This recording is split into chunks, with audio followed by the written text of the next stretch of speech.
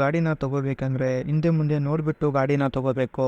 ಗಾಡಿನ ನೋಡೋಕ್ಕೆ ಬಂದಿದ್ದೆ. ನಾನು ಏನೇನು ನೋಡ್ತಿದ್ದೀನಿ ಅಂತೇಳಿ ನಾನು ನಿಮಗೆ ಶೇರ್ ಮಾಡ್ತೀನಿ ಇವತ್ತು. ಫಸ್ಟು ಗಾಡಿನ ಆ ಕಡೆಯಿಂದ ಈ ಕಡೆ ಫುಲ್ಲು 360 ಡಿಗ್ರಿ ಆ್ಯಂಗಲ್ ಒಳಗೆ ಗಾಡಿನ ನೋಡಬೇಕು. Front ಮಡ್ಗಾಡು, rear ಮಡ್ಗಾಡು, tank, tool box ಎಲ್ಲರ ಡೆಂಟ್ ಇದೆ ಅಂತೇಳಿ ಚೆಕ್ ಮಾಡಬೇಕು. ಮತ್ತು ಹಂಗೆ ಪೇಂಟನ್ನು ನೋಡಬೇಕು, ಎಲ್ಲರ ರೀಪೇಂಟ್ ಆಗಿದೆಯಾ. ಕಿಲೋಮೀಟರನ್ನು ಗೆಸ್ ಅಂತೂ ಮಾಡೋಕ್ಕಾಗಲ್ಲ, ಹಿಂದೆ ಇಲ್ಲಾಂದರೆ ಮುಂದೆ ಮಾಡಿರ್ತಾರೆ. ಇವಾಗ ನಾವು ಗಾಡಿನ 360 ಡಿಗ್ರಿ ಆ್ಯಂಗಲ್ ಒಳಗೆ ನೋಡಾಯಿತು, ಪೇಂಟ್ ಅನ್ನೋಂತರೂ ನೋಡಾಯಿತು, ಎಲ್ಲೂ ರೀಪೇಂಟ್ ಆಗಿಲ್ಲ, ಎಲ್ಲೂ ಡೆಂಟ್ ಇಲ್ಲ ಅಂತೇಳಿ ಚೆಕ್ ಮಾಡಾಯಿತು. ಈಗ ಫಸ್ಟು ಏನಪ್ಪ ನೋಡಬೇಕಂದ್ರೆ ಚಸ್ಸಿನ ನೋಡಬೇಕು. ಸೈಡ್ ಇಸ್ಟ್ಯಾಂಡ್ ಹತ್ರ ಕಟ್ ಆಗುತ್ತೆ ಈ ಪೊಸಿಷನ್ ಒಳಗೆ, ಅದನ್ನು ಕ್ಲೀನಾಗಿ ನೋಡಬೇಕು. ಇಲ್ಲಾಂದರೆ ಚಸ್ಸಿನ ವೆಲ್ಡಿಂಗ್ ಮಾಡಿಸ್ಬಿಟ್ಟು ಪೇಂಟ್ ಮಾಡಿಸಿರ್ತಾರೆ, ಕ್ಲೀನಾಗಿ ನೋಡಬೇಕು. ಅಬ್ಸರ್ವೇಷನ್ ನಿಮ್ಮದು. ಎರಡನೇದು, ಪೇಂಟ್ ಎಲ್ಲರ ಫಿಲಪ್ ಆಗಿದೆಯಾ ಇಂಜಿನ್ ಕೇಸ್ ಹತ್ರ, ಅದನ್ನು ನೋಡಬೇಕು. ಮೂರನೇದು, ಚಸ್ಸಿ ಎಲ್ಲರ ಬೆಂಡ್ ಆಗಿದೆಯಾ. ಈ ಪೊಸಿಷನ್ ಆಕ್ಸಿಡೆಂಟ್ ಆದರೆ ಫಸ್ಟ್ ಈ ಪೊಸಿಷನಲ್ಲಿ ಚಸ್ಸಿ ಬೆಂಡ್ ಆಗೋ ಚಾನ್ಸಸ್ ಇರುತ್ತೆ.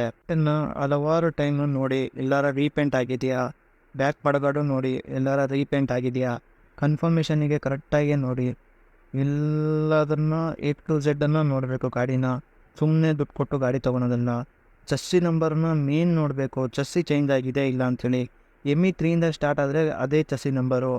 ಈ ಗಾಡಿ ಒಳಗೆ ಗಾಡಿ ಜೊತೆ ಬಂದಿರೋದೇ ಚಸ್ಸಿ ನಂಬರ್ ಇರುತ್ತೆ. ಅದನ್ನು ಸ್ಟಾರ್ಟ್ ಮಾಡಿಬಿಟ್ಟು ರೈಡ್ ಮಾಡಿ ನೋಡಿ ಇಂಜಿನ್ ಒಳಗೆ ಏನಾರ ನಾಯ್ಸ್ ಬರ್ತಾ ಇದೆಯಾ ಅದನ್ನು ನೋಡಿ. ಇಂಜಿನ್ ಒಳಗೆ ಏನು ನಾಯ್ಸ್ ಬರ್ತಾ ಇದೆ ಅಂತೇಳಿ ಚೆಕ್ ಮಾಡ್ಕೊಳ್ಳಿ.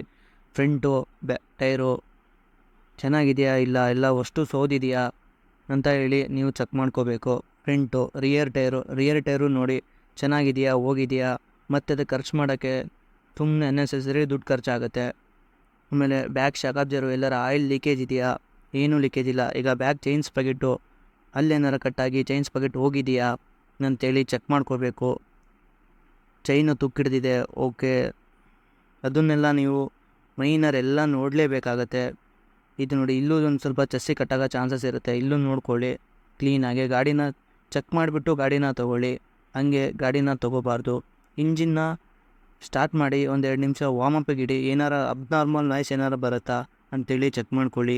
ಇಂಪಾರ್ಟೆಂಟ್ ಥಿಂಗ್ಸ್ ಏನಪ್ಪ ಅಂದರೆ RC ಕಾರ್ಡ್ ಒಳಗೆ ಎಷ್ಟು ಓನರ್ ಒಳಗಿದೆ ಗಾಡಿ.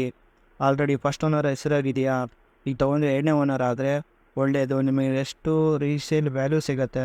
3rd ಓನರು 4th ಓನರ್ ಇದ್ದರೆ ತೊಗೋಬೇಡಿ. ಆದಷ್ಟು ನೋಡಿಬಿಟ್ಟು ಇಷ್ಟ ಆದರೆ ಮಾತ್ರ ಗಾಡಿನ ತೊಗೊಳ್ಳಿ. ನಿಮಗೆ ಇನ್ನೂ ಇನ್ಫಾರ್ಮೇಷನ್ ವಿಡಿಯೋ ಬೇಕಂದರೆ ನಮ್ಮ ಪೇಜಿಗೆ ಫಾಲೋ ಮಾಡಿ. ನಿಮಗೆ ಇನ್ನೂ ಪಾರ್ಟ್ಗಳನ್ನು ವಿಡಿಯೋನ ಶೇರ್ ಮಾಡ್ತೀನಿ. To be continue part 2.